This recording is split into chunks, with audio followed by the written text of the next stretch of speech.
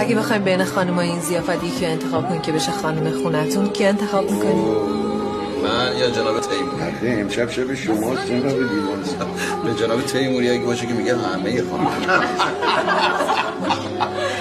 اگه به من باشه خب